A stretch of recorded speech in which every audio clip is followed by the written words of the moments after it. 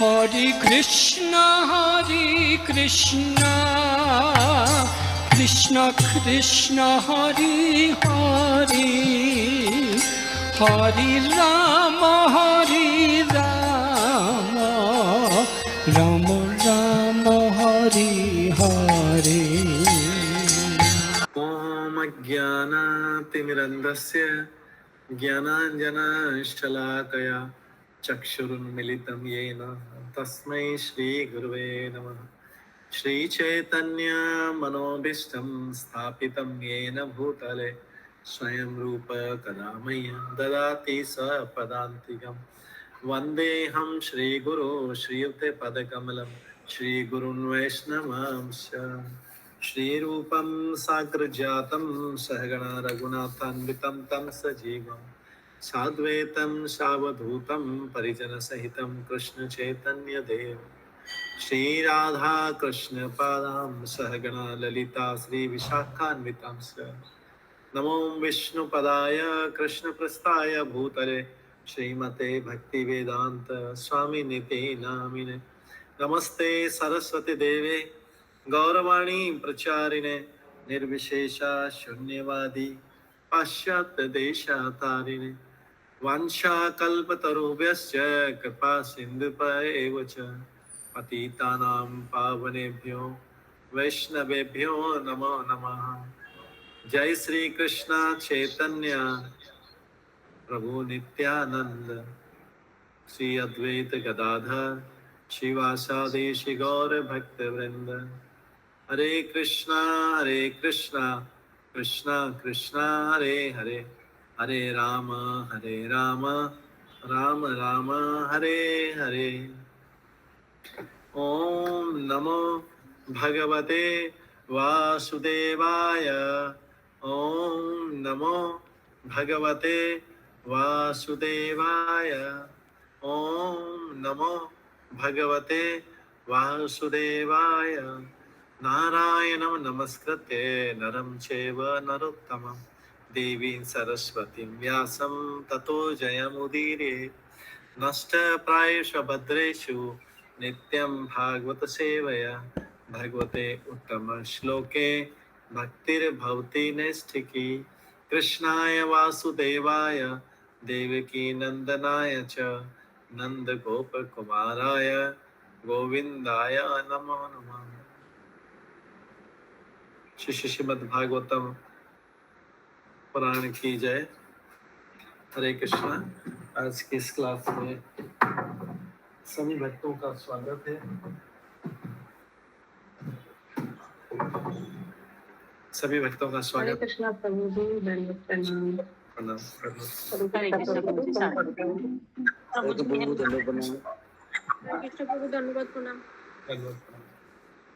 तो कल हम श्रवण कर रहे थे श्रीमद् भागवतम के पहले अध्याय से श्रवण कर रहे थे, और पहला अध्याय जो कल हमने पूर्ण किया था, आज हम दूसरे अध्याय से करेंगे। दूसरे अध्याय का नाम है दिव्यता तथा दिव्य सेवा। सब भक्तों के पास में भागवतम होगा तो इस चैप्टर को खोल सकते हैं। जिनके पास भागवतम नहीं है वो भी भागवतम ले लेना चाहिए उनको। इधर तो हम बता रहे हैं, लेकिन घर में भागवतम होना बहुत अच्छा शुभ माना जाता है, तो भागवतम जरूर लीजिएगा अपने साथ में, क्योंकि आगे जीवन भर यही पढ़ना है भागवतम। भागवतम का ये अध्याय, इसमें दिव्य तथा दिव्य सेवा का वर्णन हुआ है। तो यहाँ पर अभी तक किसने बोला था? सारा जो है क्वेश्चन कौन पूछ रहे थे, सारे प्रश्न पूछ रहे थे, प्रशंसा कर रहे थे, सम्मान कर रहे थे। कौन कर रहे थे? शौनक आदि ऋषि। शौनक ऋषि, शौनक आदि ऋषि कर रहे थे। अब जो है इसका काफी टाइम तक इन्होंने बोल लिया है। अब जो है बोलना प्रारंभ करेंगे, क्योंकि इनके प्रश्न भी हुए हैं, सब कुछ हुआ है। अब बोलना प्रारंभ करेंगे सुद गोस्वामी, क्योंकि इनसे प्रश्न पूछे गए हैं, उसका उत्तर प्रारंभ करेंगे। तो पहले जो 3 श्लोक थे भागवतम के पहले चैप्टर के, इसी के फर्स्ट चैप्टर के, जो 3 श्लोक थे वो मंगलाचरण थे। हमने देखा था पहले 1.1.1 पहला, दूसरा, तीसरा श्लोक थे, वो तीनों मंगलाचरण में आते हैं। वो भागवतम के मंगलाचरण में कौन गा रहा है वो मंगलाचरण? किसने गाए थे वो? पहले अध्याय के मंगलाचरण कौन गा रहा था? वेद व्यास ने प्रभु जी। वेद व्यास जी ने, यस, वेद व्यास जी ने गाया था। अब भी फिर से मंगलाचरण होगा, लेकिन ये मंगलाचरण सूत गोस्वामी गाएंगे, क्योंकि सूत गोस्वामी बोलना चालू करे। पहले वेद व्यास ने लिखना चालू किया था। तो हमें ध्यान रखना है कि मंगलाचरण जो है, ये मंगलाचरण जो है बहुत महत्वपूर्ण है। मंगलाचरण में श्रवण और कीर्तन की शक्ति प्राप्त होती है। मंगलाचरण से क्या होता है? श्रवण और कीर्तन की शक्ति प्राप्त होती है। तो कोई बोल सकता है कि व्यासदेव जी ने तो पहले गा दिया। नहीं, लेकिन व्यासदेव जी ने तो पहले लिखने के पहले गाया है, उसको लिखा है अपने। सूत गोस्वामी तो अभी बोलना चालू करेंगे, तो वो भी मंगलाचरण चालू करते हैं। जैसे हम लोग सब करते हैं ना, हम लोग भी मंगलाचरण गाते हैं। तो अब इस मंगलाचरण से क्या होता है? ये मंगलाचरण से श्रवण और कीर्तन की शक्ति प्राप्त होती है। मंगलाचरण में 3 भाग होते हैं। मंगलाचरण में 3 भाग होते हैं। तो सबसे पहले उसमें 3 भागों में गुरु को प्रणाम होता है। सबसे पहला भाग होता है गुरु, फिर उनके आचार्यों को, उसके बाद भगवान को होता है, गौरांग महाप्रभु भगवान को होता है। तो पहले किसको होता है? सबसे पहले अपने गुरु को होता है। हम भी अभी मंगलाचरण गाया था ना। मंगलाचरण में क्या गाया था हमने? ओम अज्ञानतिमिरन्धस्य ज्ञानांजना शलाकया चक्षुरुन्मीलितं येन तस्मै श्री गुरुवे नमः। तो मंगलाचरण में सबसे पहले अपने गुरु को, फिर उसके बाद उस गुरु के गुरु, परम गुरु को, जैसे हम उसके बाद फिर प्रभुपाद को करते हैं, और बीच में दूसरे आचार्य को भी, और उसके बाद भगवान को करते हैं। तो भागवत गीता में आता है ओम अज्ञानतिमिरन्धस्य ज्ञानांजना शलाकया चक्षुरुन्मीलितं येन तस्मै श्री गुरुवे नमः। इस गुरु के मंगलाचरण का मतलब है मैं गुरु से प्रार्थना करें कि मैं घोर अज्ञान के अंधकार में उत्पन्न हुआ था। ओम अज्ञानतिमिरन्धस्य, अंधा मतलब होता है अंधकार, तिमिर मतलब होता है घोर अंधकार, अज्ञान, तिमिर मतलब होता है अज्ञान, अज्ञान के अंधकार में उत्पन्न हुआ था। और ज्ञानांजना शलाकया, गुरु ने क्या किया? ज्ञान रूपी प्रकाश, शलाकया ज्ञान रूपी प्रकाश से क्या किया? चक्षुर उन्मीलितम येन, मेरे नेत्रों को खोल दिया। चक्षु मतलब होता है नेत्र, उन्मीलितम मतलब खोल दिया। मेरी नेत्रों को खोल दिया। तस्मै श्री गुरुवे नमः, ऐसे गुरु को मैं प्रणाम करता हूँ। ऐसे गुरु को मैं प्रणाम करता हूँ। ये मंगलाचरण हम हर बार गाते हैं। सबसे पहले अपने गुरु को प्रणाम करते, ठीक है? किस लिए प्रणाम करते? कि उन्होंने मेरे अज्ञान रूपी, अज्ञान के अंधकार में मैं डूबा हुआ था, उसी में उत्पन्न हुआ था, और अपने ज्ञान रूपी ज्ञानांजना शलाकया, अंजन मतलब होता है ज्ञानांजना शलाकया, किसके? अंजन मतलब होता है काजल।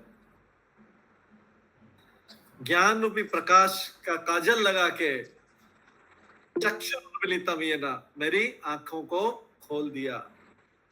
सुषमा माता जी का प्रश्न है।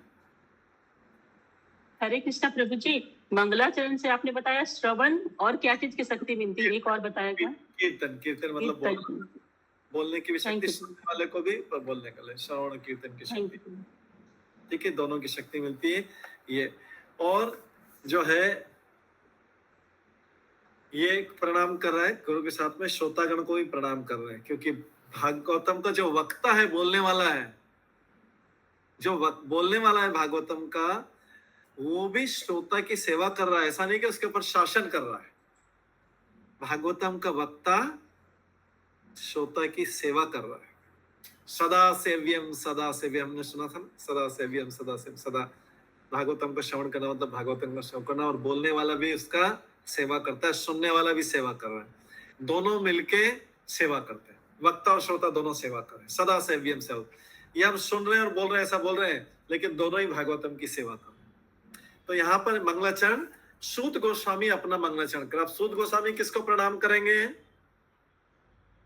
ये व्यासदेव जी, सुखदेव गोस्वामी।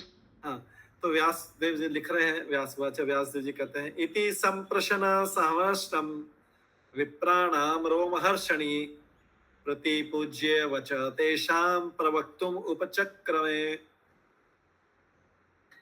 तो रोमहर्षण के पुत्र उग्रशवा, रोमहर्षण के पुत्र उग्रशवा ने ब्राह्मणों के सम्यक प्रश्नों से पूर्णतः प्रसन्न होकर उन्हें धन्यवाद दिया और वे उत्तर देने का प्रयास करने लगे। तो रोमहर्षण के पुत्र जो सूत गोस्वामी का हमने बताया था पिछली बार कि सूत गोस्वामी तो उनका टाइटल है, उनकी उपाधि है, क्योंकि सूत पुत्र के रूप में हुए थे। इसका तीनों चीज का मीनिंग बताया था हमने। सूत पुत्र मतलब वर्ण शंकर संतान, अलग अलग वर्णों के माता पिता थे, तो उससे जो पुत्र उत्पन्न होता है उसको बोलते हैं सूत। कर्ण को भी सूत पुत्र बोला जाता है। सूत गोस्वामी किस लिए हमने गोस्वामी का मीनिंग बताया था, जिसका अपनी इंद्रियों पे नियंत्रण हो, वो गोस्वामी कहलाता है। तो यहाँ पे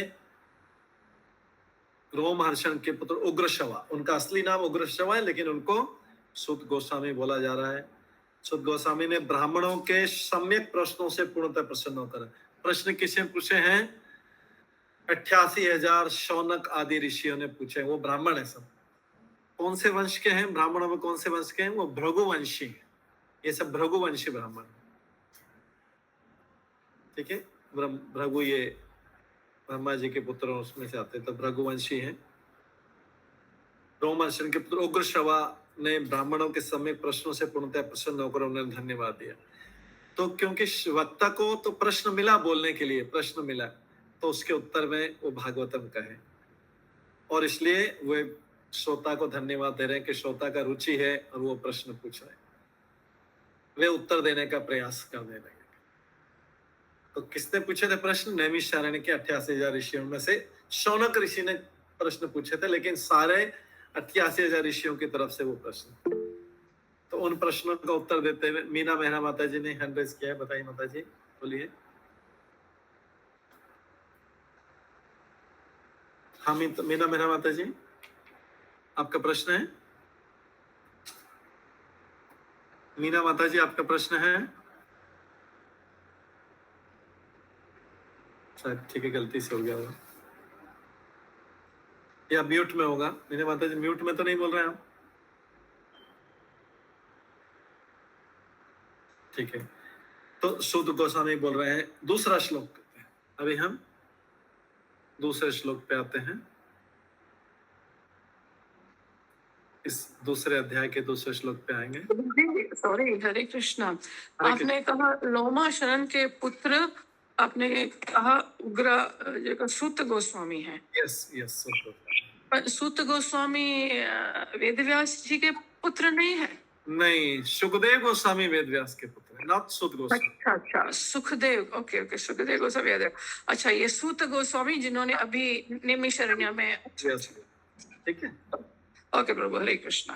हरे कृष्ण। सूत गोस्वामी बोलते हैं, सूत वाचा यम प्रवचन्तं मने अनुपेतम् अपेत कृत्यं द्वेपायनो विरह कातराजुहाव पुत्रेति तन्मयतया तर्वो अभिनेदु स्तम सर्वभूतहृदयं मुनिमानतो अस्मि। सूत गोस्वामी बोलते हैं, इनका मैं सूत का गोस्वामी बोलते हैं, किसको प्रणाम कर रहे हैं? सूत गोस्वामी ने शिक्षा किससे ली थी? सूत गोस्वामी ने शिक्षा जो ली थी सुखदेव गोस्वामी से ली थी। हालांकि इन्होंने व्यासदेव से भी ली थी, लेकिन अभी सुना था श्रवण किया था सुखदेव गोस्वामी से। तो सूत गोस्वामी ने कहा, मैं उन महामुनि सुखदेव गोस्वामी को सादर नमस्कार करता हूं। अपने गुरु जहां से उसने भागवतम सुना उसको प्रणाम कर रहे हैं, जो सबों के हृदय में प्रवेश करने में समर्थ है। जब वे यज्ञोपवीत संस्कार अथवा उच्च जातियों द्वारा किए जाने वाले अनुष्ठानों को संपन्न किए बिना संन्यास ग्रहण करने चले गए, तो उनके पिता व्यासदेव उनके वियोग के भय से आतुर होकर चिल्ला उठे, हे पुत्र। उस समय जो वैसी ही वियोग की भावना में लीन थे, केवल ऐसे ही वृक्षों ने शोकग्रस्त पिता के शब्दों का प्रतिध्वनि के रूप में उत्तर दिया।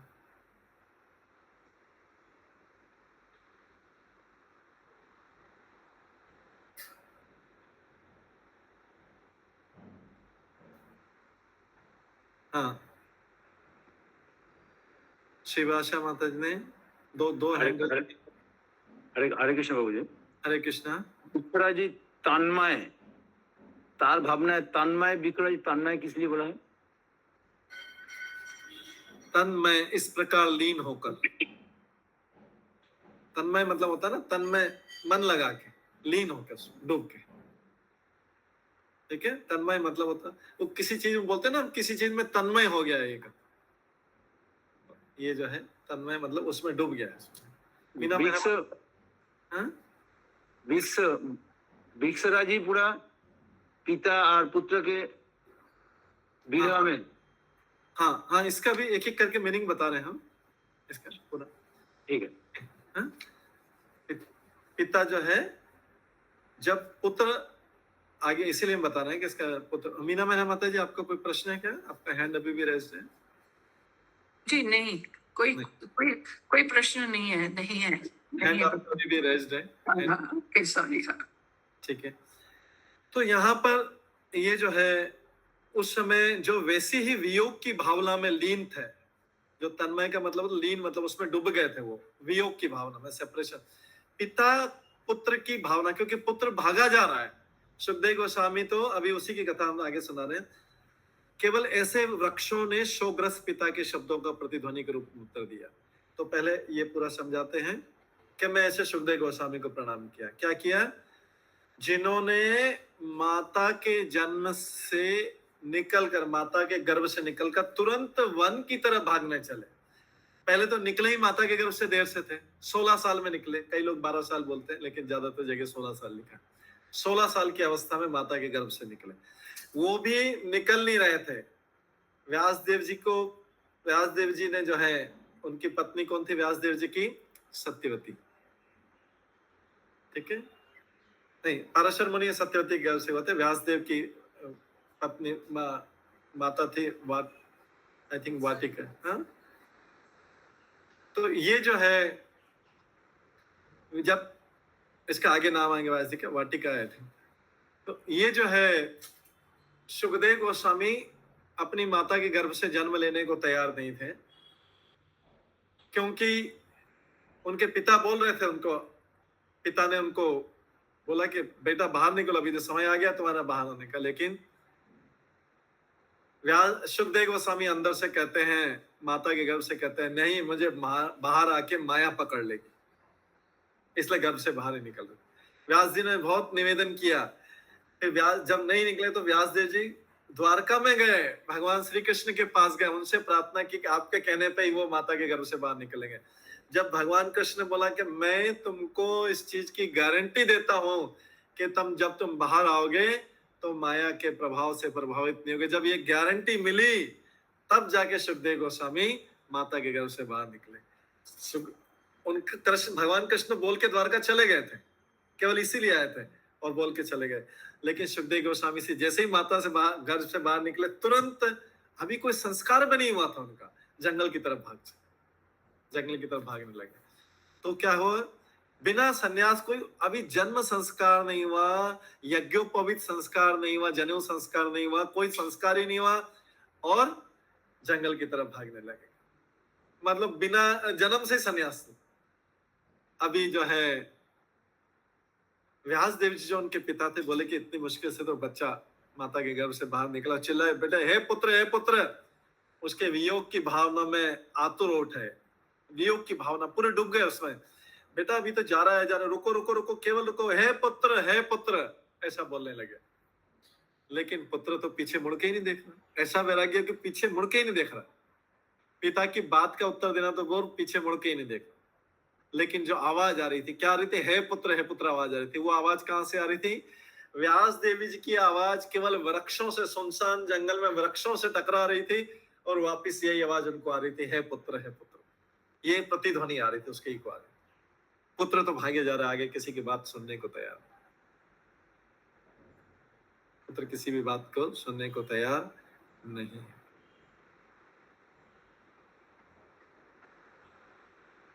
तो यहाँ पर जो है ऐसे शोक वृक्षों ने शोकग्रस्त पिता तो एकदम शोक में डूबे, शब्दों का प्रतिध्वनि के रूप में दे दिया। तो सुखदेव गोस्वामी ने संस्कार क्यों नहीं किए? सबको तो सारे बालकों को जन्म से संस्कार होना चाहिए, जन्म के पहले बहुत इनफैक्ट जन्म से पहले गर्भाधान संस्कार होना चाहिए। उसके बाद जन्म बालक जन्म, और उसी में भी अलग अलग महीनों में अलग अलग संस्कार होते हैं, अलग अलग मंथ के होते हैं। 9 मंथ तक जब तक बालक नहीं हो, उसके बाद में और आगे जन्म लेते से अलग संस्कार होते हैं, जन्म के संस्कार होते हैं।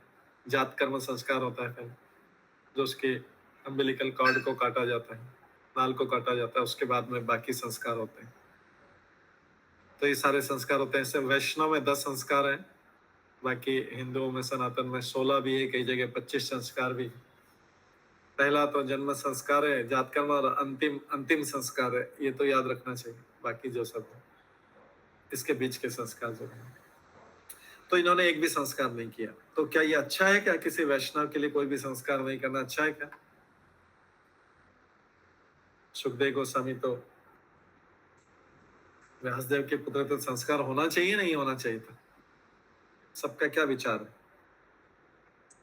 हरे कृष्ण प्रभु, होना चाहिए था हाँ, होना चाहिए प्रभु जी, था। लेकिन लेकिन वो तो लिबरेटेड सोल शुद्ध भक्त है, तो उनके लिए हम लोग के जैसे जो रूल्स है वो अप्लाई नहीं होते हैं, तो Yes. इसलिए शायद नहीं हुए।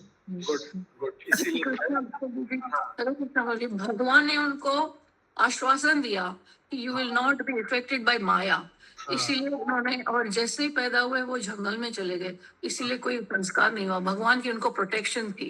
यस, भगवान की प्रोटेक्शन थी। और भागवतम में जो मुख्य कारण लिखा है कि वो जन्म से मुक्त ही हुए, मुक्त थे, जन्म से मुक्त। जो मुक्त व्यक्ति है, जो बद्ध जीव है, उसके लिए संस्कार होने चाहिए। संस्कार किस लिए होते हैं? ये सारे वैष्णव में संस्कार किस लिए होते हैं पता है? बच्चे के गर्भावस्था से गर्भाधान से लेके कंसीव करने से लेके अंत तक संस्कार क्यों होते हैं? उसको धीरे धीरे शुद्धिकरण करके मुक्त अवस्था तक ले जाने के लिए होते हैं। सब जीव जो इस संसार में पैदा होते हैं, भगवान और शुद्ध भक्त को छोड़ के सब बद्ध जीव कहलाते हैं। उनको मुक्ति के लिए कि धीरे धीरे संस्कार करते करते, इसको बोलते हैं प्यूरिफिकेटरी प्रोसेस, शुद्धिकरण के लिए संस्कार होते हैं, सारे अंत तक होते हैं संस्कार, जिससे व्यक्ति मुक्त हो जाए। सुखदेव गोस्वामी तो मुक्त ही आए थे, वो तो पैदा होने से पहले, जन्म से पहले मुक्त थे, तो इसलिए उनको कोई संस्कार की जरूरत नहीं थी। इसलिए उन्होंने कोई भी विधि का उल्लंघन नहीं किया, कोई विधि का उल्लंघन नहीं किया। नहीं तो बाकी सारे बद्ध जीव हैं, उनको ये संस्कार लेना पड़ता है, उनको ये संस्कार उनके लिए करना चाहिए। आधुनिक युग में नहीं हो रहे हैं, इसलिए क्या है कि कोई भी मुक्ति की योग्य नहीं रहता। जो भक्त बन जाते वो अलग है, उनको मुक्ति की जरूरत नहीं है, क्योंकि भक्ति में मुक्ति आ जाती है। लेकिन सामान्य व्यक्ति के लिए जो भक्ति में नहीं है, ये संस्कार करना जरूरी है। इससे उसकी प्यूरिफिकेटरी शुद्धिकरण चालू होता है, प्रारंभ होता है, और अंत में जाके अगर सारे संस्कार अच्छी तरह हों और वो इवन जो है ब्रह्म ज्ञान तक भी पहुंचे, तो भी उसकी मुक्ति हो जाएगी। ये वैदिक विधि है, इसलिए वैष्णव में भी ये संस्कार होते हैं, सनातन हिंदू में भी होते हैं, वैष्णव में भी संस्कार होते हैं। ये संस्कार करना जरूरी है। तो इसलिए, और उसको वेदों का अध्ययन भी करना पड़ता है, गुरु के पास भी जाना पड़ता है, वेदों का अध्ययन करता है। सारी चीजें सुखदेव गोस्वामी की तरफ से, सुखदेव गोस्वामी ने कुछ नहीं किया, क्योंकि वो तो सब सीखे सिखाया है। जो व्यक्ति मुक्त है, मुक्त मतलब उसने सारे वेदों का अध्ययन कर लिया है, पूर्व जन्मों में कर लिया। कैसे कर लिया उन्होंने? हमने पहले दिन उसका स्टोरी भी बताया था, अभी रिपीट नहीं करेंगे, उसको पहले दिन के भागवतम रिकॉर्डिंग में सुन सकते हैं। लेकिन सुखदेव गोस्वामी के बारे में परिचय के सुखदेव गोस्वामी आध्यात्मिक जगत में राधा रानी के तोते हैं, उनके पेरेंट और राधा रानी ने उनको अनार के दाने खिला खिला के, पॉमीग्रेनेट के जो सीड्स उसको खिला खिला के उसको भागवतम के श्लोक सुना। इस तरीके से वो राधा रानी के एक हाथ में वो बैठते थे, दूसरे हाथ में राधा रानी उनको पॉमीग्रेनेट के, अनार के दाने देती थी खिला के, और उस प्रकार श्लोक करती थी, फिर वो रिपीट करते थे। तोता तो रिपीट कर लेता ना, तो इसलिए। और उसके बाद उन्होंने शिव जी से भी सुना था, शिव जी पार्वती को सुना, तब भी सुना था, इस पृथ्वी पे भी सुना था। नीतू माता जी, हाँ प्रश्न है? हरे कृष्णा प्रभु जी, दंडवत प्रणाम। प्रभु जी, ये था ना इसमें कि सुखदेव गोस्वामी जी नहीं आना चाह रहे थे, तो उन्हें ना उनको पूतना वाला की कहानी स्टोरी सुनाया गया था ना, तो उनको उनसे फिर वो अभी नहीं, अभी हम उस पे आ रहे हैं, अभी उस पे आ रहे हैं, अब इस पे आएंगे, वो उसके आगे के स्टेप है, अभी नहीं। अभी तो वो जंगल की तरफ भागे, यहाँ तक हमने स्टोरी बताई, उसके आगे वो आएगा। तो है उसके आगे तो व्यास देव जी जो हैं उनके पीछे भागते रहे, लेकिन वो जंगल में चले गए। अब जो सुखदेव गोस्वामी ने बद्ध जीव के रूप में नहीं जन्म लिया था, उन्होंने मुक्त जीव में लिया था। नहीं तो बाकी सबके लिए क्या करना पड़ता है? बाकी सब कलयुग में सारे जीव शूद्र होते हैं। कलयुग में जो जीव सारे उत्पन्न होते हैं, सारे शुद्ध अवस्था में, कलयुग के लिए बोला गया है, ठीक है? शुद्ध अवस्था में उत्पन्न होते हैं, रहते नहीं लेकिन शुद्ध रहते हैं। और उसके बाद में क्या होता है? हरे कृष्णा, माइक बंद कर लीजिए अपना। सीमा माता जी माइक बंद कर लीजिए अपना। सीमा माता जी, हाँ। जन्मते जायते शूद्र, कलयुग में जन्म लेने से ही सब व्यक्ति शूद्र होते हैं। तो फिर शूद्र व्यक्ति तो वेद और किसी चीज का भी अध्ययन नहीं कर सकता। शूद्र तो शूद्र को सामान्य अवस्था में, तो इसलिए क्या होता है कि दूसरे पैराग्राफ में बताया गया, दूसरे पॉइंट में बताया गया है कि इसलिए शूद्र को पहले क्या करना पड़ता है? उसको दूसरा जन्म देना पड़ता है। जो माता के गर्भ से पिता के वीर्य से उत्पन्न होता है बालक, वो कलयुग में बाल्यकाल से शूद्र होता है। उसको द्विज बनाना पड़ता है। उसको क्या बनाता है? द्विज मतलब होता है, द्वि मतलब होता है दूसरा, ज मतलब होता है जन्म। उसका दूसरा जन्म जो होता है वो गुरु की आध्यात्मिक दीक्षा से उसका दूसरा जन्म होता है। चाहे वो ब्राह्मण हो, चाहे क्षत्रिय हो, चाहे वैश्य। शूद्र के लिए हम बाद में बताएंगे। तो शूद्र को जो है जन्मजात सभी लोग शूद्र रहते हैं, और उसको जन्म से तो उसको दूसरा जन्म लेना पड़ता है। उसको बोलते हैं द्विज। तो द्विज ब्राह्मण भी हो सकता है, द्विज ब्राह्मण भी हो सकता है, द्विज क्षत्रिय भी हो सकता है, और द्विज वैश्य भी हो सकता है। द्विज मतलब है जिसका दूसरा जन्म गुरु की दीक्षा से हुआ है। इसको बोलते हैं आध्यात्मिक जन्म। पहला बोलते हैं शुक्र जन्म। शुक्र मतलब शुक्राणु से, वीर्य से हुआ है, माता के गर्भ से हुआ है, पिता के वीर्य से हुआ है, उसको बोलते हैं शुक्र जन्म, बोलते हैं भौतिक जन्म बोलते हैं। और जो उसके बाद जब गुरु उसका यज्ञोपवीत संस्कार कहते हैं, माता जी के केस में यज्ञोपवीत नहीं करते हैं, जनेऊ नहीं पहनाते हैं, लेकिन फिर भी उनका भी ब्राह्मण दीक्षा होता है। तो जो संस्कार होते हैं, इस यज्ञोपवीत संस्कार के द्वारा वो क्या बनता है? द्विज बनता है। यज्ञोपवीत संस्कार मतलब उसको गायत्री दीक्षा दे दिया। हरिनाम दीक्षा, गायत्री दीक्षा, पहले एक ही होता था, अभी दो में कर दिया। हरिनाम दीक्षा, गायत्री दीक्षा के बाद ही कोई व्यक्ति जनेऊ पहन सकता है, उसी के साथ साथ जनेऊ पहनता है। तो द्विज हो गया, अभी उसका दूसरा जन्म हो गया। तो शूद्र के बाद क्या बना? द्विज बना। अब द्विज के बाद जब वेदों का अध्ययन करता है, वेदों का अध्ययन करके, शास्त्रों का अध्ययन करके जब एक्सपर्ट बनता है, तो उसको बोलते हैं विप्र। क्या बोलते हैं उसको? विप्र बोलते हैं। वेदों का अध्ययन कर लेता है और एक्सपर्ट बन जाता, तो विप्र बोलते हैं। फिर जब वेदों का अध्ययन करके उसको समझ लेता है और उसको ब्रह्म का साक्षात्कार होता है। किसका होता है? अभी भगवान की नहीं बात करें हम, ब्रह्म का साक्षात्कार होता है, तो उसको बोलते हैं ब्राह्मण। उसको क्या बोलते हैं? ब्राह्मण। जो ब्रह्म को समझने लगता है, ब्रह्म जानाति इति ब्राह्मण। जब ब्रह्म का उसको साक्षात्कार हो जाए, विप्र ने खाली वेदों का अध्ययन किया है और एक्सपर्ट बन गया, सारे श्लोक लोग सब याद है उसके वेद। लेकिन ब्राह्मण जिसको साक्षात्कार हो गया, जिसने समझ लिया है ब्रह्म साक्षात्कार हो गया, उसको बोलते हैं ब्राह्मण। ब्रह्म जानाति, जो ब्रह्म को जानने लग गया है। और उसके बाद में उससे ऊपर कौन होता है? वैष्णव। वैष्णव ने भगवान को समझ तो लिया है, जान भी लिया है, लेकिन भगवान जो बोल रहे हैं वो कर भी रहा है, वो है वैष्णव। ब्राह्मण ने तो जान लिया, साक्षात कर भी कर लिया है। कई बार साक्षात्कार करने के बाद भी हम भगवान की बात नहीं भी मान सकते। ब्रह्म को वो भी ब्रह्म के लेवल तक साक्षात हुआ, अभी ब्रह्म ज्योति के लेवल। लेकिन उसके बाद जो भगवान जो बोल रहे हैं वो कर रहा है, वो है समझने के बाद, ये सारी स्टेज को क्रॉस करने के बाद ब्राह्मण के ऊपर है कौन है? वैष्णव। जो वैष्णव क्या करता है? जो भगवान को प्रसन्न करने के लिए उनके आदेश के अनुसार कार्य करता है, वो है वैष्णव। ब्राह्मण जरूरी नहीं कि भगवान के आदेश के अनुसार कर, समझ लिया आत्म साक्षात्कार भी हो गया, ब्रह्म तक का साक्षात्कार।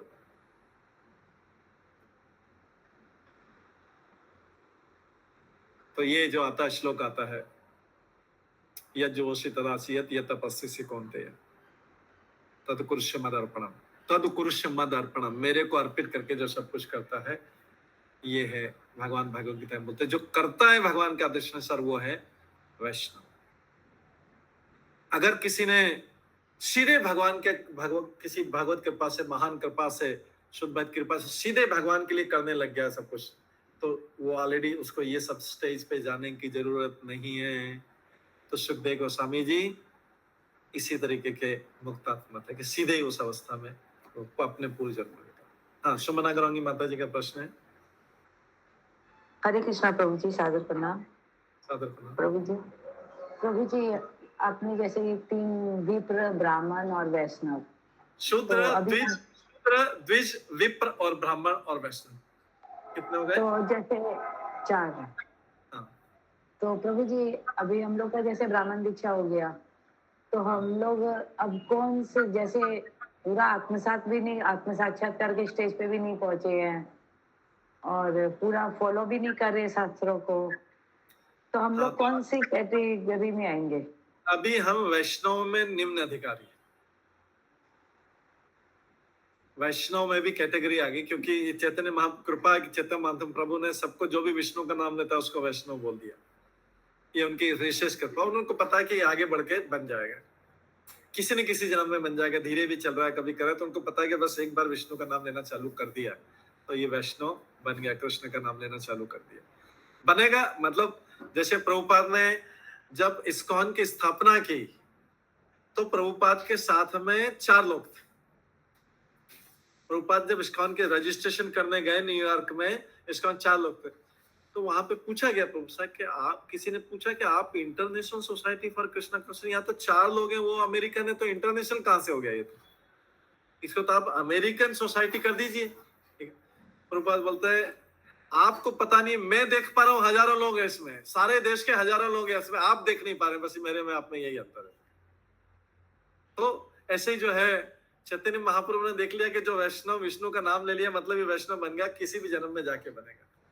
लेकिन प्रभुपाद ने देख लिया तो बोलते आपको दिख नहीं रहे, तो इस्कॉन में अभी 4 लोग दिख रहे हैं, खाली अमेरिकन दिख रहे हैं, इसमें हजारों लोग हैं, मेरे को दिख गए हैं, हजारों लोग हैं और सारे देशों के लोग, तो इसलिए आप इसका नाम रखो इंटरनेशनल सोसाइटी। उसी प्रकार से चैतन्य महाप्रभु ने सबको वैष्णव बोल दिया, क्योंकि विष्णु का नाम लेना शुरू कर दिया, उसके पाप नष्ट होना चालू हो गया, पापों का क्षय होना चालू हो गया जिस दिन से उसने भगवान का नाम लेना चालू कर दिया। अब वो कैसे लेता है, कितनी धीरे कितनी जल्दी लेता है, इसी जन्म में करेगा या कई जन्मों में करेगा। स्वरांगी हरिप्रिया देवीदासी माता जी। हरे कृष्णा प्रभु, धन्यवाद। हरे कृष्णा प्रभु, धन्यवाद। प्रभु बोल रहे थे जो हम लोग जो जन्मसूत्र जो शूद्र है, हाँ हाँ भगवत ने बोला है, हाँ, तो जिसमें जो भगवान ने जिनको जो ज्ञान दे रहा था, हाँ, बोला दिनों का तो जो थोड़ा धर्म है वो पालन करो, तुम सत्य का धर्म पालन करो। तो हम लोग को भी दो धर्म है, एक दिनों का धर्म है और एक आध्यात्मिक धर्म है। तो दिनों का जो भी है जो है वो क्या कैसे इसका सब कैसे रिलेट कर सकते हैं? अभी हम जिसने भी दीक्षा ले ली वो शूद्र नहीं रहा, अब अपने अपने वर्णाश्रम धर्म के अनुसार चल सकते हैं। जन्म से शूद्र थे, नहीं लिया तो शूद्रों का काम कर रहे थे, लेकिन हमने दीक्षा ले लिया, अब शूद्र नहीं रहे, अब भूल जाए कि हम शूद्र थे। शूद्र भौतिक जन्म था, लेकिन बाकी जिन्होंने नहीं लिया वो शूद्रों जैसा ही काम कर रहे हैं, चाहे वो बिजनेसमैन है, चाहे जो बिजनेसमैन है, या छतरी का रोल कर रहा है। माइक बंद कर लीजिए एक बार। हाँ जी, बोल माइक। हाँ, क्षत्रिय कर रहा है या वैश्य कर रहा है, वो सब वास्तव में अपने आप को क्षत्रिय वैश्य बोल रहे हैं, शूद्रों का काम कर रहे हैं। हाँ, द्विज बनने के बाद में, दीक्षा करने के बाद में भी द्विज ब्राह्मण होता है, द्विज क्षत्रिय होता है, द्विज वैश्य होता है। उसके बाद जो हम काम कर रहे हैं वो अपने अपनी प्रवृत्ति के अनुसार कर सकते हैं।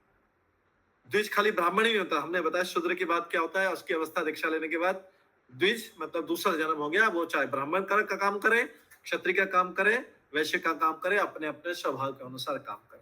और जिसने कोई ले लिया है वो शूद्र का काम ही, जो भी काम करेगा वो शूद्र का ही काम कहलाएगा, क्योंकि जन्म से सब शूद्र है। अब वर्णाश्रम धर्म जो है शुरू अब होगा, जो आप बोल रहे हैं क्षत्रिय का ये करे, वर्णाश्रम धर्म अब शुरू होगा यहाँ से द्विज के बनने के बाद। तो अर्जुन का भी जो कॉन्फ्यूजन था, हाँ, अर्जुन जो मतलब स्वभाव से तो मतलब भगवान का भक्त था। हाँ, भगवान का भक्त होता है वो वैष्णव कहलाता है। हाँ, वैष्णव कहलाता है। और ये जो और वो वैष्णव उसका जो एटीट्यूड था, कोमल स्वभाव था। तो और ये जो पहले जो जिद नहीं करना चाहते हैं, वो मतलब ऐसा नहीं है वो डर के माफी नहीं करना चाहते, वो उसका जो वैष्णव स्वभाव के लिए वो नहीं करना चाहते थे। तो इसका साथ जो बोला नहीं तुम क्षत्रिय हो, तुम भूल मत जाओ, तुम जिद करो। तो हम लोग को अगर ऐसा चलता है कि हम लोग सोचते हैं हम बीज हो गया है, कोई ब्राह्मण हो गया, फिर भी हम लोग का जो धर्म है, कोई गृहस्थ है, कोई वानप्रस्थ है, कोई सन्यास, तो हम लोग को भी इसलिए धर्म का पालन करना चाहिए। अपने अपने स्वभाव के अनुसार अगर वर्णाश्रम धर्म में सफलता इच्छित है, अपने अपने स्वभाव के अनुसार भगवान ने बोला है चातुर्वर्ण्य मया सृष्टम गुण कर्म विभागश। तो अपने अपने स्वभाव को देख के, अपने अपने गुणों को देख के कि किस चीज में सफलता प्राप्त कर सकते हैं, वैसा कार्य करने से हम वर्णाश्रम अवस्था में सफल होंगे। कोई बहुत इमरजेंसी कंडीशन रहता है, कुछ भी नहीं खाने को नहीं मिल रहा है, तब जाके भागवतम में आगे आएगा, इसी भागवतम में आगे आएगा कि व्यक्ति अपने वर्ण को दूसरे वर्ण का धर्म कर सकता है, लेकिन ओनली इन इमरजेंसी कंडीशन, केवल इमरजेंसी अवस्था में ब्राह्मण वाला क्षत्रिय का कर सकता है, या ब्राह्मण वाला वैश्य का कर सकता है, क्षत्रिय वाला वैश्य का कर सकता है, लेकिन किसी को भी शूद्र का काम नहीं करना चाहिए। अपना चेंज कर सकते हैं, लेकिन इसलिए जो बच्चों को बड़ा कर रहे हैं उसका स्वभाव देख के कि भाई पढ़ाई लिखाई तो सबको करवा दिया, लेकिन इसका जैसे अगर किसी बालक को, ऐसा कई केस में हुआ है प्रैक्टिकल में भी, किसी को डॉक्टर बनना था लेकिन उसको इंजीनियर बना दिया, अब वो उसमें सफल नहीं है, उसका मन भी नहीं लग रहा है, उसको किसी इंजीनियर को डॉक्टर, तो किसका सब अलग अलग, तो उसके गुणों के अनुसार उसको ढालना चाहिए। इसलिए आजकल कुछ चिल्ड्रन काउंसलिंग भी होती है किड्स के, कि काउंसलिंग में ही पता लगता है कि बच्चे को टेस्ट किया जाता है कि उसका मूड उसका किस तरफ है, किस तरफ वो सक्सेसफुल होगा। तो ये भागवत गीता में पहले से, आजकल तो काउंसलिंग से पता लगाते हैं उसके मूड को, फिर भी पता नहीं लग पाता है, लेकिन ये है कि अपने अपने गुण और स्वभाव के अनुसार उस कार्य में करना चाहिए, उस कार्य में आगे बढ़ना चाहिए। जनरली देखा जाता है कि जो बिजनेस फैमिली से वो अपने बच्चों को बिजनेस की तरफ बढ़ाते हैं। ये जनरली देखा गया कि जो मेडिकल प्रैक्टिशनर हैं, जो डॉक्टर्स हैं, वो जनरली सामान्यतः 80-90% केस में उसी दिशा में आगे बढ़ाते हैं। सामान्यतः अभी भी देखा जाता है, अभी भी जिनके पास कुछ नहीं रहता वो नौकरी करते हैं। नौकरी करना मतलब शूद्र का जॉब। ठीक है, आगे नेक्स्ट। ठीक है, थैंक यू। हाँ, तो यहाँ पर जो है विप्र और ब्राह्मण का बनना है, और वैष्णव। तो प्रगतिशील ब्राह्मण को ये आगे का पॉइंट बता रहे हैं, एक एक पॉइंट वाइज बता रहे हैं। प्रगतिशील, ये भी हम दूसरे पैराग्राफ के एंड में चल रहे हैं। प्रगतिशील ब्राह्मण को निश्चित रूप से वैष्णव बनना चाहिए, क्योंकि वैष्णव ही स्वरूप सिद्ध विद्वान ब्राह्मण होता है। ब्राह्मण जैसे प्रोफेसर भी बन सकता है, किसी कॉलेज में प्रोफेसर बन सकता है, वो भी ब्राह्मण का ही काम। ऐसे ही रिसर्च में R&D करना, रिसर्च साइंटिस्ट बनना, ये करना, ये सब ये ब्राह्मणिकल काम। और दूसरे एडमिनिस्ट्रेशन में रहना, ये करना, रूल करना, किसी कंपनी को हेड करना, ये करना एक क्षत्रिय वाले काम है, या किसी एडमिनिस्ट्रेशन में। और बिजनेस करना ये नॉर्मली वैष्णव, तो अब स्वभाव के कारण होना चाहिए। क्योंकि जो वैष्णव लोग भी काम करते ही हैं, लेकिन क्या है कि वो अपने अपने वो बना, द्विज बनना पहले जरूरी है और द्विज बनने के बाद सबको द्विज बनना जरूरी है। इसका मतलब है दीक्षा लेना सबको जरूरी, आध्यात्मिक दीक्षा, दूसरा जन्म सबके लिए जरूरी। तो श्री ये जो सुखदेव गोस्वामी है वो प्रारंभ से वैष्णव थे, अतः उन्हें वर्णाश्रम धर्म के संस्कारों की कोई आवश्यकता नहीं थी, क्योंकि वर्णाश्रम धर्म मतलब बेसिक है, जहां से हम शुरू करते हैं भक्ति की पहली सीढ़ी, मतलब जहां से सीढ़ी चढ़ना चालू करेंगे, सामने सीढ़ी दिख रही है, उस जिस फाउंडेशन पे खड़े हैं, जैसे एस्केलेटर के पास जाना हो तो दूर से जंप करके एस्केलेटर के पास नहीं चले जाते हैं, जो मॉल में, शॉपिंग मॉल में, रेलवे स्टेशन पे एस्केलेटर जो लगे रहते हैं, उसके पास क्या करते हैं, लोहे का बना रहता है ना, उसके वो जो उसके फुटपाथ जहाँ पे पैर रखते हैं, उसके बाद उसके ऊपर चढ़ते हैं, सीढ़ी पे चढ़ते हैं, जो लोहे का बना रहता है, इसका मतलब है कि वो वहां पे खड़े होके फिर सीढ़ी पे चढ़ा जाएगा, नहीं तो एक्सीडेंट हो सकता है एस्केलेटर के चढ़ते टाइम, क्योंकि वो एस्केलेटर तो किसी का वेट नहीं करेगा। तो लोहे का जो खड़ा है, तो वर्णाश्रम धर्म वो जगह है कि वहां पे खड़े होके भक्ति की सीढ़ी में आगे चढ़ेंगे। ठीक है, तो द्विज बनने पे समझ में आएगा, तो द्विज ब्राह्मण भी हो सकता है, द्विज क्षत्रिय भी हो सकता है, द्विज वैश्य भी हो सकता है। इसलिए ये जो है मनुष्य साधारण रूप में जन्म लेता है। ये सब इसी में से पढ़ रहे हो, इसी में बता रहे हैं। तो मनुष्य वर्णाश्रम धर्म से करते करते सीढ़ी तक कहाँ चलना है, हम एस्केलेटर के पास क्यों जाते हैं, लिफ्ट के पास क्यों जाते हैं, कि आगे जाके ऊपर जा सके। इसीलिए लिफ्ट के पास ऐसे खड़े खड़े देखते तो नहीं रहते लिफ्ट को, या एस्केलेटर को भी चुपचाप खड़े होकर देख रहे कि मैं देखने आया हूँ एस्केलेटर कैसे काम करता है, ऐसा नहीं करते, उसके पास चढ़ने के लिए जाते। तो जिसको भक्ति में आगे बढ़ना है, वर्णाश्रम धर्म का चरम लक्ष्य है अपने आप को शुद्ध करके वैष्णव बनना, अपने आप को शुद्ध करके वैष्णव बनना, चाहे उसके पूर्व कर्म कुछ भी रहे, इससे कोई मतलब नहीं है। अब जैसे हरिदास ठाकुर का उदाहरण देते हैं। हरिदास ठाकुर का यमन परिवार में जन्म हुआ था। किसमें हुआ था? यमन परिवार में जन्म, जो जनरली मुस्लिम परिवार होता है। तो ये जो है, लेकिन उनको महाप्रभु की कृपा से सीधे वो परम वैष्णव बन गए। नामाचार्य श्री हरिदास ठाकुर की जय, उनको नामाचार्य बना दिया। ये उनकी भगवान की डायरेक्ट कृपा से वो सारे उसको क्रॉस कर गए। अतः ये जो है सुखदेव गोस्वामी में। अब इसके बाद लिखा है, लास्ट जो पैराग्राफ इसमें लिखा है, कोई निम्न कुल में शूद्र से भी नीचे लोग होते हैं। शूद्र में होते हैं कौन कौन होते हैं शूद्र के नीचे? शूद्र तक वर्णाश्रम धर्म में आता है। ये जो होते हैं आउटकास्ट होते हैं, मतलब बाकी जो शूद्र से नीचे होते हैं ये वर्णाश्रम धर्म में नहीं आते हैं। इसमें मलेच्छ, यवन, चांडाल ये सब रहते हैं, और भी है छोटे छोटे। कौन कौन से इसमें लिखा है? हुण। हुण मतलब होता है जनरली जो अभी रशिया में और जर्मनी में लोग रह रहे हैं, इनको हुण बोला जाता है। इसके बाद है हुण के बाद आंध्र, मतलब जनरली साउथ में, डीप साउथ में रहता है। पुलिंद, पुलिंद ग्रीस के लोगों को जनरली पुलिंद बोला जाता है, ग्रीस, जो अभी ग्रीस है। इसके बाद आभीर, आभीर मतलब जो जनरली जो अफगानिस्तान में लोग हैं, सिंध प्रांत के अलावा ये शुंभ, ऐसे ये भी सर। यवन, यवन मतलब जनरली इस्लाम का। खस, खस मतलब होता है मंगोलिया, चाइना के आगे मंगोलिया और उधर के लोग। तो ये जो है इनसे भी निम्न होते हैं, लेकिन इनका भी उद्धार वैष्णव की कृपा से हो सकता है, और इनको भी सर्वोच्च दिव्य पद मिल सकता है। ऐसा नहीं कि ये लोगों का उद्धार नहीं हो सकता है। तो इसलिए श्री सुखदेव गोस्वामी श्री शुद्ध गोस्वामी के गुरु थे। अतः वे नैमिषारण्य के मुनियों के प्रश्नों का उत्तर देने से पूर्व अपने गुरु को नमस्कार करते हैं। ठीक है, कवर हो गया ये। वैष्णव अवस्था है मतलब पीएचडी वाली अवस्था, डॉक्टरेट, पीएचडी। ब्राह्मण मतलब पोस्ट ग्रेजुएशन। उससे पहले द्विज जो है अवस्था है वो ग्रेजुएशन। विप्र तो खैर एक बीच वाली अवस्था है, लेकिन द्विज अवस्था ग्रेजुएशन। तो व्यक्ति को आजकल कम से कम ग्रेजुएशन तो होता ही है सब जगह, कहीं कोई बात चलता है ग्रेजुएशन, नहीं तो उससे पहले 12th पास बोला जाएगा उसको। ठीक है, इस प्रकार से ये तो भागवतम के बारे में जो बताया गया इसमें सुखदेव गोस्वामी इस तरीके से सुखदेव गोस्वामी को प्रणाम कर रहे हैं। आगे तीसरे श्लोक में करें, दूसरा हमने कर लिया, तीसरे में यह स्वानुभवम अखिल श्रुति सारमेकम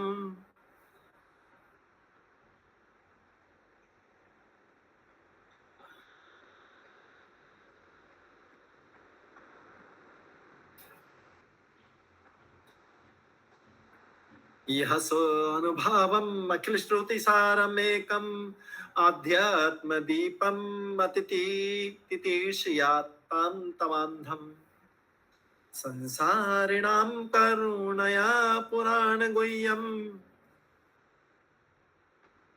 तम व्यास सुनमुपयामि गुरुं मुनिनाम।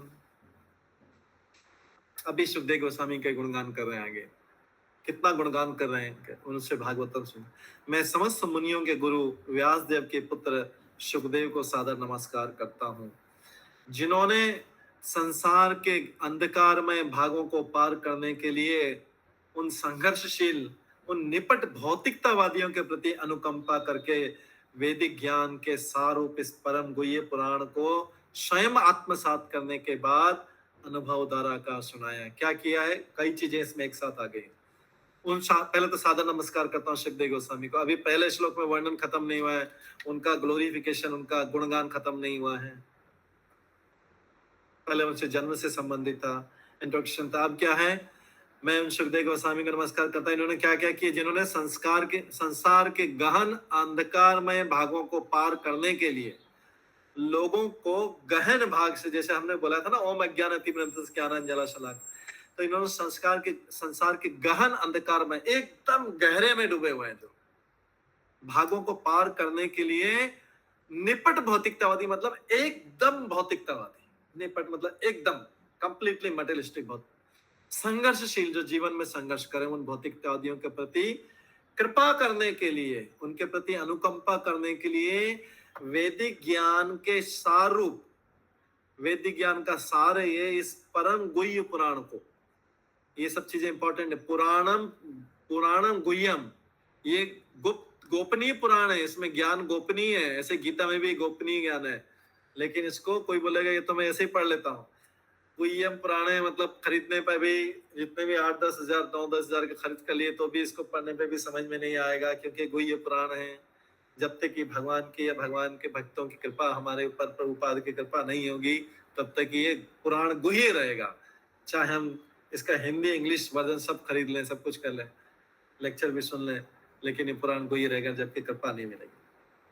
तो संसारिणा, तीसरा लाइन जो आता है, संसारिणा करुणा, या संसार के लोगों पे करुणा करने के लिए उन्होंने ये इस जो उन्होंने व्यास देव से पढ़ा था, वैदिक ज्ञान के साथ परम गुण को स्वयं आत्मसात करने के बाद अनुभव द्वारा का सुना। पहले क्या किया, सुखदेव गोस्वामी ने इसको अपने जीवन में उतारा, पहले अपने जीवन में उतारा, फिर दूसरों को बताया जा। तो इसलिए परीक्षित महाराज 7 दिन में भगवत धाम चले गए। हम सब वो लोग अभी न तो उतना वैसा बोलने योग्य हो, न सुनने के, अपने जीवन में पूरा उतारने, लेकिन सुखदेव गोस्वामी ने अपने जीवन में आत्मसात कर लिया, फिर उसके बाद अपने अनुभव से सुनाया। ये इसलिए सुध गोस्वामी सुखदेव गोस्वामी का गुणगान कर रहे हैं। अब इसमें कुछ पॉइंट्स है, इंपॉर्टेंट पॉइंट है, लेते हैं कुछ क्या क्या पॉइंट है तात्पर्य में प्रभुपाद के। पहला तो ये वेदांत सूत्र या ब्रह्म सूत्र जो है, पहले तो वेद व्यास ने किया कि सारे चीजों को मिला के एक सूत्र बनाया। सूत्र मतलब होता है छोटी छोटी लाइन है। सूत्र क्या होता है, सूत्र मतलब होता है, इंग्लिश में फॉर्मूला बोलते हैं, उससे एक दो लाइन की चीजें बनाई, एक दो लाइन के श्लोक बनाए। जैसे कोई उदाहरण दीजिए, कोई सूत्र का एग्जाम्पल दीजिए, सबको समझ में आ जाएगा। कोई भी एग्जाम्पल दीजिए ऐसा वेदांत सूत्र का या ब्रह्म सूत्र का, कोई उदाहरण दीजिए। प्रभु जी, जैसे जल का है कृष्णा प्रभु जी, जैसे हम लोग साइंस में पढ़े हैं जल का H2O। नहीं वैसा नहीं, वो भौतिक है, ऐसा नहीं। कोई ब्रह्म सूत्र वेदांत सूत्र को एग्जाम्पल दीजिए, सब जानते हैं। ऐसे मतलब पूरे वेदों को, इतना लंबा चौड़े वेदों को कुछ लाइनों में श्लोक में, छोटे छोटे श्लोकों में कर दिया, ऐसे पॉइंट बना दिए, 100 पॉइंट 200 पॉइंट बना दिए। ईशोपनिषद नहीं, ईशोपनिषद, हाँ, प्रीति माता ने लिखा अहम ब्रह्मास्मि, मैं ब्रह्म हूँ, मैं ब्रह्म हूँ। ये वेदांत सूत्र का उदाहरण, वेदों का एक सूत्र है, अहम ब्रह्मास्मि, मैं ब्रह्म हूँ, मतलब ब्रह्म, हम आत्मा बोलते हैं, मैं आत्मा हूँ। मायावादी इसको बोलते हैं मैं भगवान हूँ, लेकिन हम बोलते हैं अहम ब्रह्मास्मि का मतलब है मैं आत्मा। ये वेदांत सूत्र, ऐसे छोटे छोटे श्लोक बना दी, फॉर्मूले बना दी। अथा तो ब्रह्म जिज्ञासा, ये भी है, अथा तो ब्रह्म जिज्ञासा। तो ये सब जो है, ये ब्रह्म सूत्र के, वेदांत सूत्र के उदाहरण है।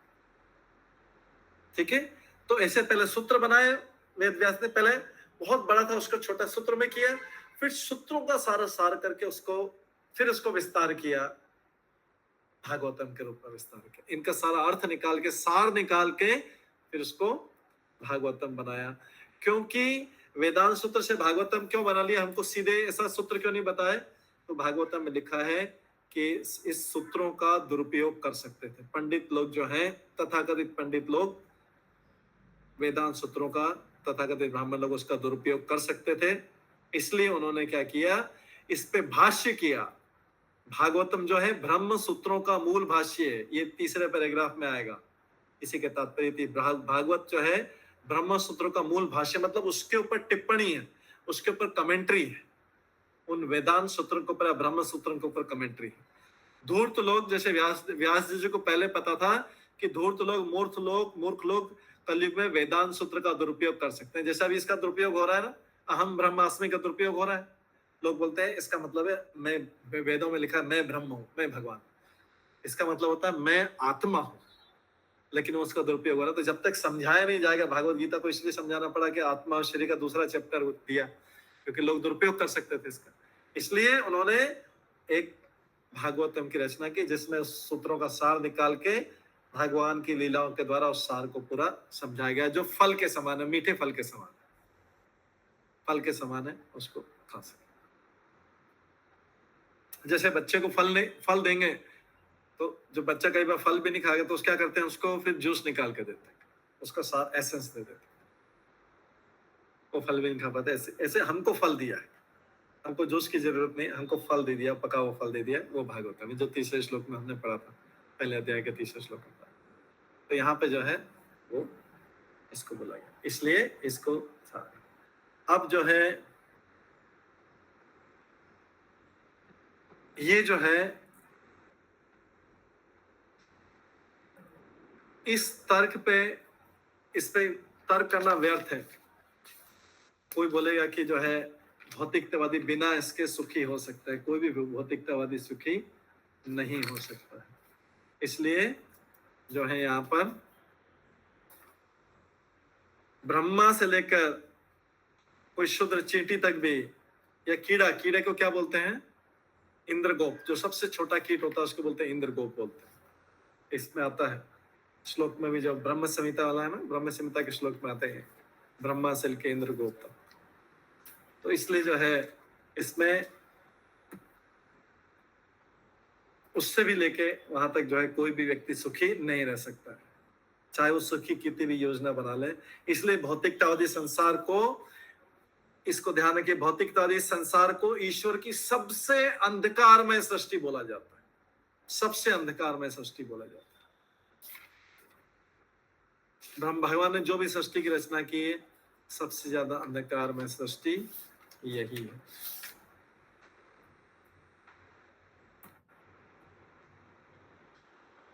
लेकिन दुर्भाग्यवश है कि लोग इससे सृष्टि से बाहर निकलना नहीं चाहते, लोग इस सृष्टि से बाहर निकलना नहीं चाहते हैं।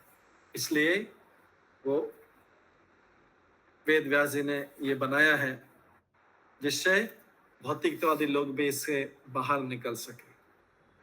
इसको पढ़ के तो व्यास देव जी ने किसको किया, अपने पुत्र सुखदेव गोस्वामी को ये ज्ञान दिया था। सुखदेव गोस्वामी को वापस कैसे बुलाया था? सुखदेव गोस्वामी को उन्होंने अपने शिष्यों को भेजा था। सुखदेव गोस्वामी तो जंगल में चले गए थे, उसके बाद वेद व्यास जी ने कैसे बुलाया जब अपने पुत्र को वापस, तो उन्होंने अपने कुछ शिष्यों को भेजा था जो वहां पे कि आप लकड़ी काटने का रोल करो, लकड़ी काट के आओ वहां पे और श्लोक सुनाओ। और श्लोक 2 श्लोक बोले थे हमको कि ये श्लोक भागवतम के महत्वपूर्ण श्लोक है, इसको सुनाओ और जाके देखो, टेस्ट करो, इससे कभी आकर्षित हो जाए तो व्यासदेव जी का जो प्रयोग था, एक्सपेरिमेंट था, वो सफल रहा। जब सुखदेव गोस्वामी ने 2 श्लोक सुनाए थे। 2 श्लोक थे, एक तो तीसरे स्कंद का है, अहो बकी स्तनकाल कूटम। तो ये जो था, ये भगवान के ये आएगा श्लोक हरि बोल, हरि बोल। हाँ, तो ये जो है आगे श्लोक आएगा, इसी में आएगा। और ये जो है कि पूतना ने हालांकि अपने स्तनों पर विष लगा लेके भगवान के पास गई, तो भी भगवान ने उसको माता समझ के उद्धार कर दिया था। ये पहला श्लोक था। दूसरा श्लोक था 10वें स्कंद में आएगा, 21वें अध्याय में। 21वां अध्याय कौन सा है? वेणु गीत कहते हैं। उसमें 5वां श्लोक आएगा जिसमें कृष्ण की सुंदरता का वर्णन किया गया है। बरहा पीडम नटवर वपु कर्णयो कर्णिकारम, ये वाला जो श्लोक है, बरहा पीडम मतलब जिन्होंने अपने सिर पे मोर का पंख लगाया, वो नटवर वपु, नटवर वेश था। नटवर मतलब डांसिंग पोज में है। कर्णयो कर्णिकारम, कान पे कर्णी का फूल लगाया हुआ है। और ऐसा करके आगे पूरा वर्णन आ गया, पूरा सुंदर वर्णन। तो ये 2 श्लोक सुनाए थे। इसको सुन के सुखदेव स्वामी को ढूंढता है कि कहाँ से श्लोक आए। कृष्ण ने बोले आपने इनके लकड़ी काटने वालों से पूछा आपके पास कैसे, आपने कहाँ से सुना? बोले चलो हम आपको ले चलते हैं। सुखदेव गोस्वामी को वो वापिस से उनके पिता के पास ले गए। फिर पिता ने उनके संस्कार करवाए और उनको भागवतम का श्रवण कराया। हालांकि संस्कार की जरूरत नहीं, लेकिन फिर भी पिता थे, उन्होंने बोला कि उनको संस्कार कराया और ये भागवतम सुनाया। फिर भागवतम इन्होंने श्रवण किया।